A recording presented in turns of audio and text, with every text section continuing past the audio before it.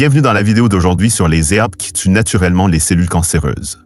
Vous êtes-vous déjà demandé pourquoi, dans un monde où les médicaments et les traitements de haute technologie abondent, certains des secrets de guérison les plus anciens restent presque inconnus? Chaque année, le cancer touche plus de 19 millions de personnes dans le monde. Oui, des millions de vies bouleversées, des familles changées à jamais, et une question qui ne cesse de résonner. Pourrions-nous faire plus? Et si je vous disais qu'il existe des herbes de simples plantes issues de la nature, dont les scientifiques découvrent discrètement le pouvoir de lutter contre les cellules cancéreuses, pourquoi ces remèdes puissants ne font-ils pas la une des journaux? Pourquoi aussi peu de gens les connaissent alors que les rayons des pharmacies continuent de se remplir de pilules coûteuses? Les réponses que vous cherchez pousseraient-elles dans le sol sous vos pieds? Et si une seule de ces herbes pouvait changer votre vie ou celle d'un de vos proches? Restez avec moi jusqu'à la fin, car aujourd'hui, nous allons vous révéler une liste d'herbes dont l'efficacité contre les cellules cancéreuses a été prouvée par la science. La numéro 7 de notre liste pourrait bien vous surprendre. Il s'agit d'une herbe que vous croisez tous les jours, mais ses secrets pour lutter contre le cancer sont enfin révélés. Vous ne voulez pas manquer ça. Nous allons vous expliquer les aspects scientifiques, vous montrer comment ces herbes agissent et vous expliquer exactement comment les utiliser en toute sécurité.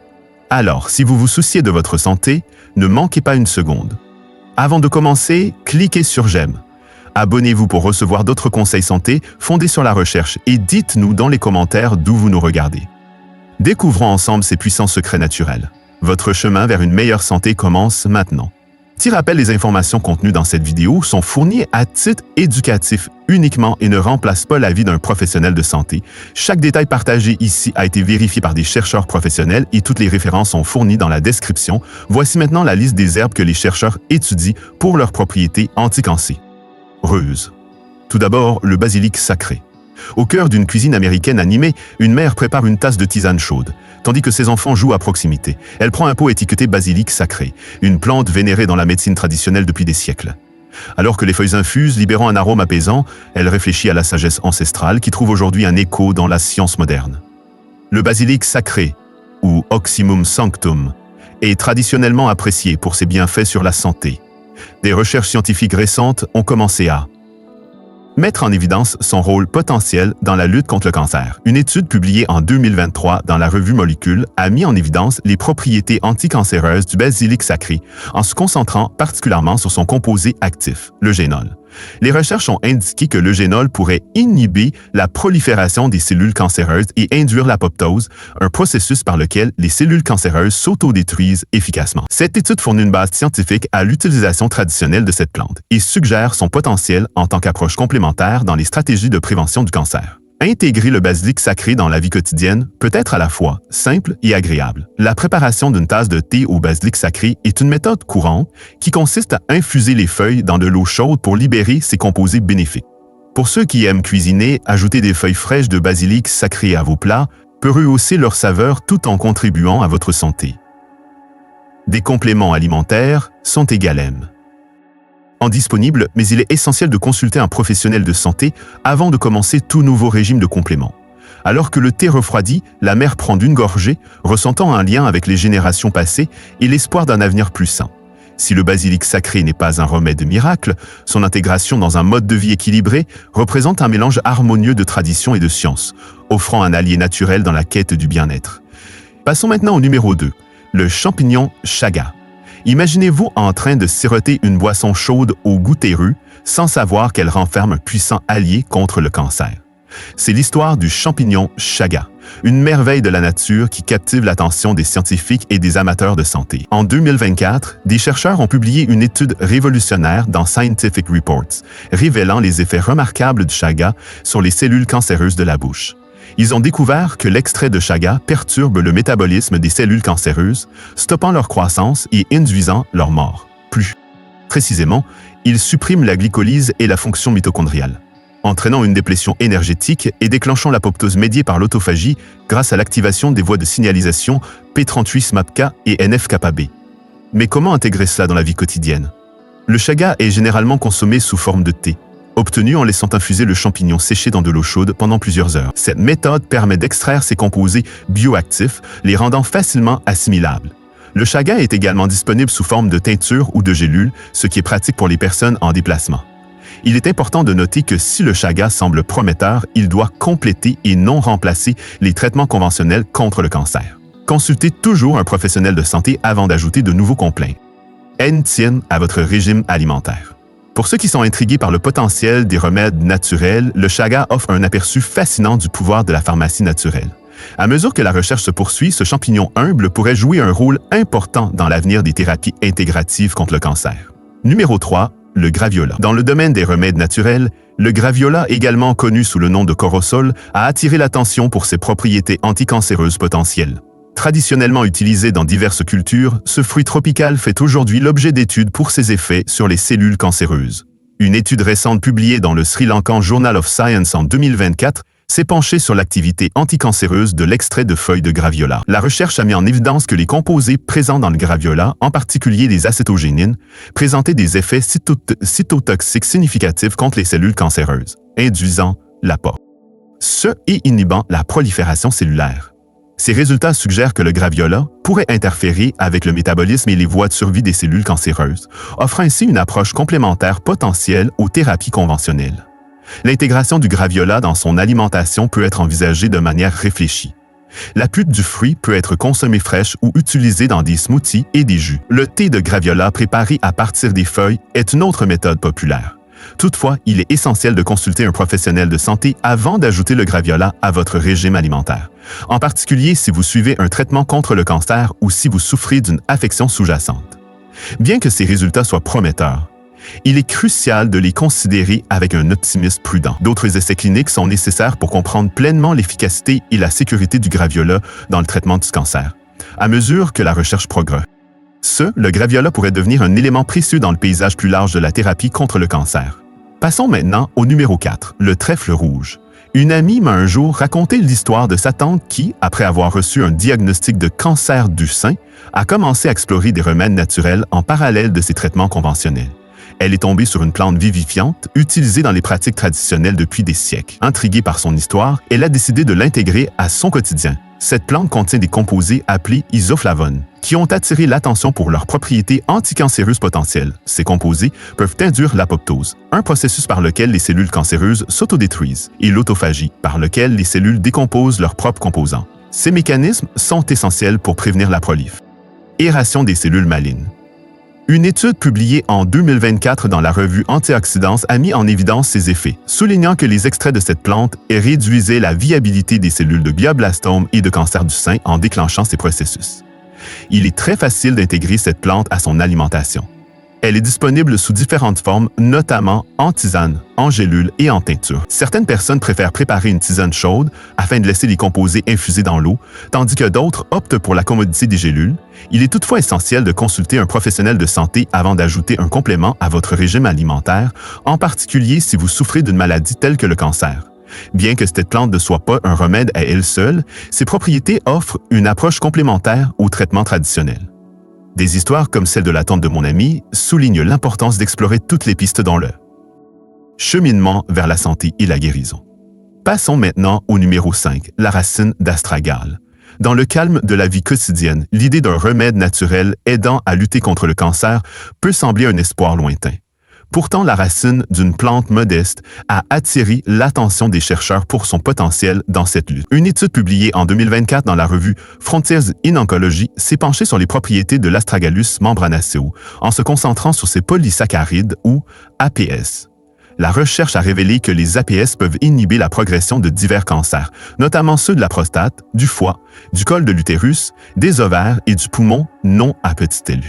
Ils y parviennent en supprimant la croissance et l'invasion des cellules tumorales tout en favorisant l'apoptose, le processus de mort cellulaire programmé. L'intégration de cette racine dans son alimentation quotidienne ne nécessite pas de changements radicaux. Beaucoup trouvent que la préparer en tisane offre une expérience apaisante, tandis que d'autres préfèrent la commodité des gélules ou des teintures. Il est toutefois essentiel de consulter un professionnel de santé avant d'ajouter tout complément à votre régime alimentaire. En particulier si vous souffrez d'une affection grave. Bien qu'il n'existe pas de remède miracle, les découvertes concernant l'Astragalus membranaceus donnent un aperçu du potentiel de la nature dans la médecine moderne. À mesure que les recherches se poursuivent, cette racine ancienne pourrait jouer un rôle dans le soutien des traitements conventionnels et l'amélioration du bien-être général. Passons maintenant au numéro 6. La chélidoine. Dans la quête de remèdes naturels aux propriétés anticancéreuses potentielles, une plante en particulier a attiré l'attention en raison de ses composés uniques. Parmi ceux-ci, la chélidonine se distingue, un alcaloïde bioactif qui a démontré sa capacité à induire l'apoptose ou la mort cellulaire programmée dans diverses lignées de cellules cancéreuses.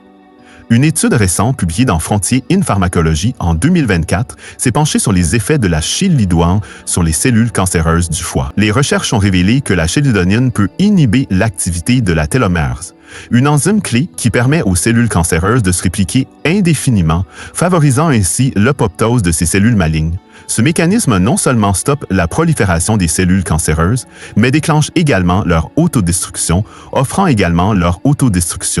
offrant ainsi une piste prometteuse pour une intervention thérapeutique.